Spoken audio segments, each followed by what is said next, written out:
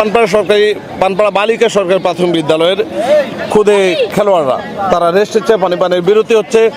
তাদের যে সকল অভিভাবক রয়েছে, শিক্ষকরা রয়েছেন, তারা তাদেরকে পরিচর্যায় ব্যস্ত রয়েছেন। তোমাদের ক্যাপ্টেনকে, ক্যাপ্টেন দাঁড়াও, বলো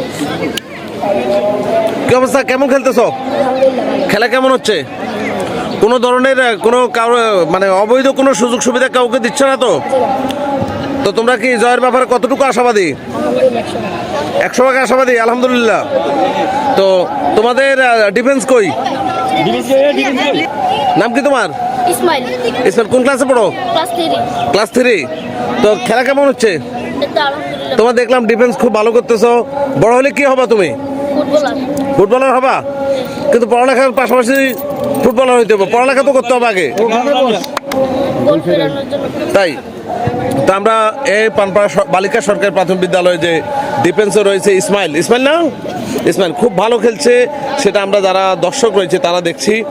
তো তাদের জন্য শুভকামনা, তারা একসময় অনেক বড় ফুটবলার হবে, অনেক বড় অফিসার হবে, সেই শুভকামনা রাখছি আমরা সকলের কাছে। আশা করছি তারা ভালো খেলবে। ইতিমধ্যে দ্বিতীয় হাফ টাইমের পরে আবার বাঁশি দিয়েছেন ম্যাচ রেফারি তোফাজ্জল হোসেন পাটোয়ারি।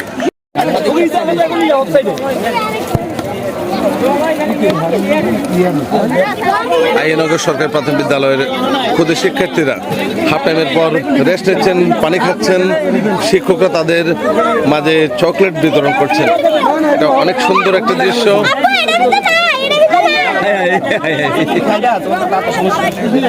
আমাদের বড় ফুটবলারদের জন্য যেখানে রয়েছে অনেক ধরনের লোভনীয় খাবার, সেখানেই ক্ষুদে শিক্ষার্থীরা একটি ছোট্ট একটি সেন্টার ফুড নিয়ে তারা অনেক বেশি খুশি। সেই সাথে পানির বিরতি চলছে।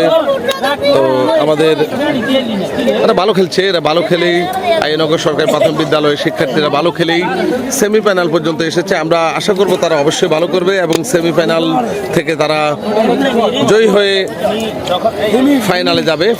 আমরা আশা প্রকাশ করছি যে তারা ফাইনালে যাবে। এই যে খুদে এক শিক্ষার্থী, নাম কি তোমার? ফরাদ। তুমি কিসে কোন ইয়াতে খেলো? কোন পজিশনে খেলো? হ্যাঁ, মিডফিল্ডে খেলো। তো এ পর্যন্ত কি গোল আগে খেলেছো? গোল পাইছো? এখনো পাও নাই? আজকে কেমন জিতবে তোমার দল? হ্যাঁ, জিতবে তো তোমরা জিতো, আমরা চাই। কোন ক্লাসে পড়ো তুমি? 4th শ্রেণী। আচ্ছা ঠিক আছে, তোমাদের জন্য শুভকামনা। কেমন? আল্লাহ হাফেজ।